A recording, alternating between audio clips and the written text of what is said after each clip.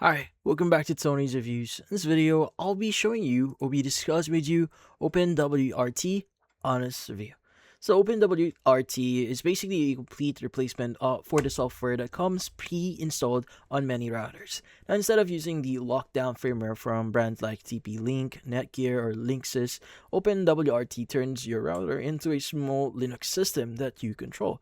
That's why people who like it talk about it less like router software and more like a operating system. Now, you're not just toggling Wi-Fi on and off anymore, you're managing how your entire network behaves. Now, the biggest reason people switch to OpenWrt is control. Now, stock router firmware is usually designed for simplicity, which is fine, but it's also very limiting. With OpenWrt here, users talk about being able to do things they simply couldn't before, like running a VPN directly on the router, so every device is protected, setting very specific rules for guest networks and prioritizing gaming or video calls so they don't lag, or blocking ads and trackers for the whole household without installing anything on individual device.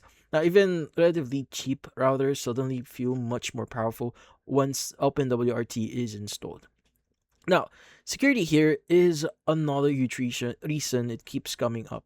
Now, one of the most common complaints about stock firmware actually is that manufacturers stop updating it after a few years. So even if the router still works fine, OpenWrt doesn't really have that problem because it's community maintained. Supported devices continue to receive security patches long after the manufacturer here has moved on. Now, a lot of people say they installed OpenWrt mainly so they wouldn't have to worry about known vulnerabilities sitting unpatched on their home network.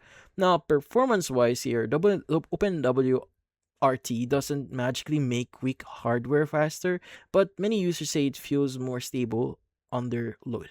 Now, the firmware is lightweight and doesn't run a bunch of unnecessary background services, so on decent hardware, it can actually feel smoother, especially when many devices are connected. That's why it's popular in homes with lots of smart devices or small offices where traffic management matters.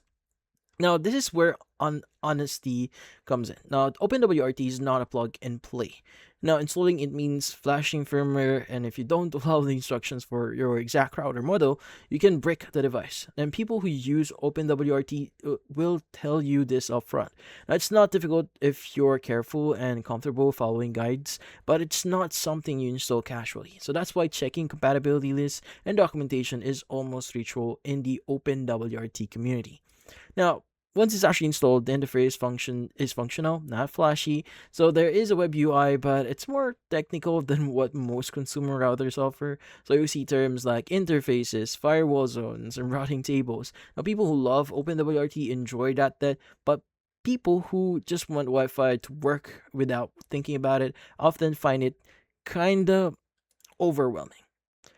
Now, that's a big divide in opinions online.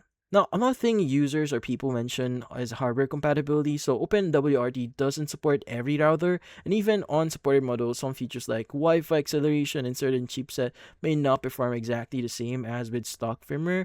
So, most experienced users avoid this by choosing routers known to work well with OpenWrt from the start, rather than flashing whatever they already own. So, when people ask whether OpenWrt is worth using, well, the answer is usually very clear and very conditional. Now, if you like tinkering, care about privacy, and want long-term updates, or need advanced networking features, well, OpenWrt is often described as one of the best options out there. Many users say they'll never go back to stock firmware once they understand it. Now, on the other hand, if you want router you can set up once and forget about completely, well, OpenWrt can feel like unnecessary work. Now, the most accurate way to sum it up is this. Now, OpenWrt gives you freedom and power, but it expects you to take responsibility for your network. Now, for the right kind of user, that trade-off is absolutely worth it. Now, for everyone else, stock firmware or a simple mesh system may be the most comfortable choice here. But that's about it. So, found this video, avoid the like and subscribe button, and watch our next video.